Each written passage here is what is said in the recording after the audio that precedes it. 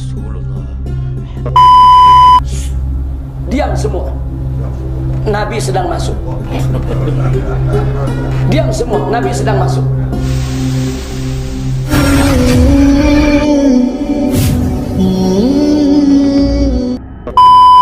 Bismillahirrahmanirrahim. Assalamualaikum warahmatullahi wabarakatuh. Jumpa lagi bersama saya, Reski Maisha Putra. Sahabatku semua, di video kali ini saya ingin melanjutkan pembahasan kita pada video sebelumnya, yaitu tentang pengakuan Abah Guru sekumpul menziarahi makam Rasulullah di Madinah. Lalu beliau mengaku di hadapan publik bahwa makam Rasulullah SAW bergoyang seperti ini. Lalu makam Rasulullah terbelah, bangkitlah Rasulullah dari kematiannya. Dan Rasulullah mendatangi Abah Guru sekumpul dan mencium lututnya. Subhanallah. Pada video sebelumnya, sahabatku semua, saya menukil pernyataan dari Ustadz Firanda. Heboh. Sudah saya prediksi, heboh. Banyak di kolom komentar yang menuliskan, jangan ambil pendapat Ustadz Firanda, karena Ustadz Firanda Wahabi. Bermacam-macam komentarnya. Bahkan channel ini pun dituduh channel Wahabi. Bukan hanya itu, saya pun dituduh seorang Wahabi. Sebelumnya, sahabatku semua, saya sudah memprediksi komentar-komentar seperti itu, sahabatku semua. Nah, di video kali ini, sahabatku semua, saya akan menukilkan pernyataan dari Habib Rizik Syihab dan Buya Yahya. Sebelumnya, sahabatku semua, kembali saya tegaskan kepada teman-teman yang menyaksikan video ini, kita tidak sedang membahas individu seseorang. Kita tidak sedang membahas individu beliau, tapi kita membahas pernyataan beliau di hadapan publik. Dan kita boleh percaya ataupun tidak percaya, dan kita boleh mengomentarinya, dikarenakan pernyataannya ini beliau sampaikan di hadapan publik. Baik teman-teman, mari kita langsung saja kita dengarkan pernyataan dari Habib Rizik Syihab. Kenapa kita mesti bawa khurafat? Ana sendiri suka malu kalau mendengar ada seorang muda, tidak perlu saya sebutkan namanya, sedang mengajar umat begini di Jakarta, tiba-tiba apa dia katakan? Diam semua. Nabi sedang masuk. Diam semua. Nabi sedang masuk.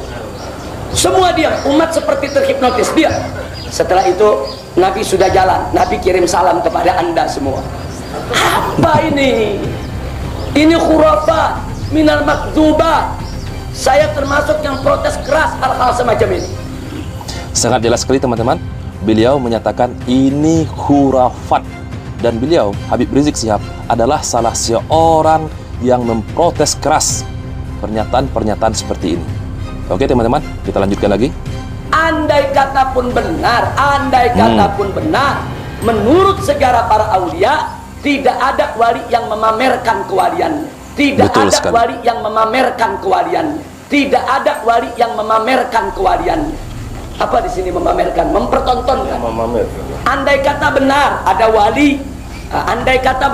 wali, yang melihat satu keajaiban sedemikian rupa, tak ada wali yang mempertontonkan keajaibannya di hadapan umat. Para aulia tawadu. Mereka justru menutup, enggak menjadikan fitnah. Itu yang pertama. Betul. Yang kedua, soal mimpi-mimpi. Dikit-dikit cerita mimpi ketemu Rasulullah. Tadi pagi habis coffee break bersama Rasulullah. Tadi malam makan malam bersama Rasulullah. Saya sering dengar berita-berita macam itu. Ini semua khurafat sengaja untuk menipu umat, menipu orang awam yang kurang pendidikan. Jadi bukan hanya di Malaysia saja yang tertipu, di Indonesia pun juga banyak yang tertipu. Saya dan Habib Umar Syatri bukan tidak percaya karamah. Kita beriman ada mukjizat, ada karamah untuk aulia, ada mukjizat untuk anbiya. Tapi jangan lupa cerita mukjizat dan karamah ini sanadnya mesti jelas. Mukjizat Nabi saja kita periksa sanadnya betul atau tidak, siapa perawinya. Karena kan nggak boleh kalau Nabi nggak ada satu kejadian yang dilakukan oleh Nabi kita ceritakan, man kadzdzaba alayya muta'ammidan falyatabawa maq'adahu minan nar, kata Nabi. Barang siapa yang berdusta atas namaku, kemudian dia sampaikan satu hadis atas namaku berdusta, maka dia akan mengambil bagian tempatnya di api neraka. Jadi artinya mukjizat Nabi saja mesti kita periksa, mesti kita teliti, mesti kita lihat betul atau tidak itu terjadi. Bagaimana karamat-karamat para wali? Nah, jadi karamat para wali selama sanadnya betul, sanadnya kuat dari orang-orang terpercaya, kita beriman dengan adanya karomat. Tapi kalau karomat itu nggak jelas dari siapa, yang bicara juga nggak jelas bagaimana dia punya iman dan takwa, ini banyak khurafat makdubat untuk menipu umat. Sangat jelas sekali sahabatku semua, ini khurafat untuk menipu umat. Subhanallah. Jika di video sebelumnya sahabatku semua, saya menukilkan pernyataan dari Ustadz Firanda. Ustadz Firanda dinyatakan Wahabi oleh netizen. Saya dituduh Wahabi. Channel ini pun dituduh channel Wahabi. Subhanallah. Dan jika sekarang saya menukilkan pernyataan dari Habib Rizik Syihab, apakah saya dituduh sebagai seorang FPI? Subhanallah. Sahabatku semua, kita bukannya tidak percaya kepada mukjizat, kita percaya kepada mukjizatnya para nabi. Dan kita pun juga percaya kepada karomah para wali. Tapi masalahnya sahabatku semua, para wali, mereka akan menyembunyikan sebisa mungkin, mereka akan menutup karomahnya. Karena dikhawatirkan sahabatku semua, jika karomahnya diketahui oleh orang-orang awam, maka akan muncul fitnah di kalangan masyarakat dan di kalangan umat. Baik teman-teman, langsung saja kita simak pernyataan dari Buya Yahya. Jika kemarin ada netizen yang menyatakan kita tidak paham tasawuf, nah sekarang mari kita dengarkan pernyataan dari Buya Yahya yang beliau sangat fakih tentang tasawuf. Langsung saja teman-teman, mari kita dengarkan. Semalam aku duduk ngobrol dengan Rasulullah. Ente ini siapa? Model begitu ngobrol dengan Rasulullah. Ini kadang berdusta, mimpi ketemu Nabi. Ada orang main-main ketemu Nabi. Ini nular penyakit bohong ini. Kalau sudah gurunya dikit aku ketemu Nabi, muridnya bingung. Saya hanya pernah, ya semalam aku ketemu Rasulullah. Oke, dusta. Dan kalau memang betul itu adalah terjadi pada seorang kekasih Allah, ini akan menjadi rahasia pribadi antara dia dengan Rasulullah. Nggak akan diobral di mimbar, nggak akan diobral di masjid, karena rahasia bertemu dengan kekasihnya, takut nanti tidak ketemu lagi. Teman-teman dengarkan, Buya Yahya menjelaskan, jika seandainya pun itu benar-benar terjadi, maka para wali tidak akan mungkin menceritakannya di mimbar, menceritakannya di publik. Subhanallah.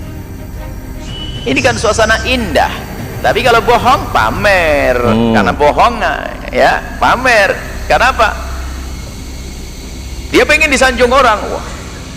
Waduh, semalam ketemu Rasulullah. Setiap malam Senin saya datangi Nabi Muhammad. Alah, dusta. Astagfirullah. Nah, ini paling enak kalau pengen dianggap cepat keramat, itu kan ngaku ketemu Nabi. Betul. Setiap malam Jumat ini waktu Nabi Muhammad datang, sudah ada di setting temannya, disemprot minyak wangi dari bawah. Wangi ini Rasulullah. Ini settingan ini. Nabi Muhammad bikin main-main nih. Biarpun katanya Ustadz pendusta, munafik, dia dibenci Nabi tidak sayang, tidak cinta orangnya begitu, berbohong. Sangat jelas sekali teman-teman. Beliau menyatakan, jikapun itu betul-betul terjadi, maka para wali akan menutup sebisa mungkin. Apalagi menceritakan di hadapan publik, menceritakannya di hadapan umat. Ketika mendatangi makam Rasulullah bergoyang, kuburnya terbelah, Rasulullah bangkit dari kuburnya, bangkit dari kematiannya, lalu mendatanginya dan mencium lututnya. Subhanallah. Ini khurafat teman-teman. Saya pribadi tidak akan pernah percaya tentang pernyataan seperti ini. Saya teringat dengan para sahabat-sahabatku semua. Abu Bakar As-Siddiq, Umar bin Khattab, Utsman bin Affan, Ali bin Abi Thalib. Kurang apa cintanya kepada Rasulullah? Kurang apa karamnya kepada Rasulullah? Seperti Bilal bin Rabah. Beliau ketika Rasulullah SAW wafat, beliau pergi meninggalkan kota Madinah.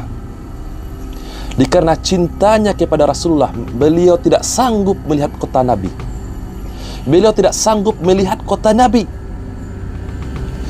Dan tidak pernah ada sejarahnya Rasulullah bangkit dari kuburnya, menemui Abu Bakar As-Siddiq, menemui Umar bin Khattab, menemui Utsman bin Affan, menemui Ali bin Abi Thalib, menemui Bilal. Jangankan para sahabat, anaknya Rasulullah sangat sedih ketika Rasulullah SAW wafat, sahabatku semua. Menangis sampai sakit, bahkan sampai meninggal karena kesedihannya.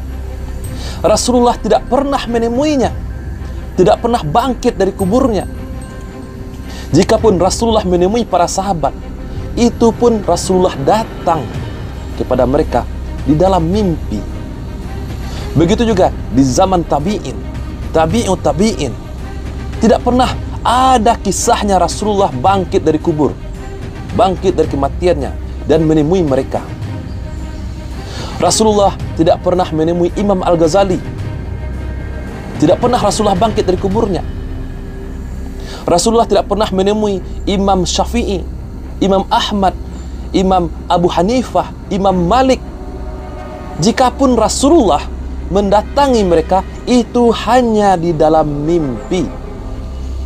Lalu bagaimana ceritanya sahabatku semua?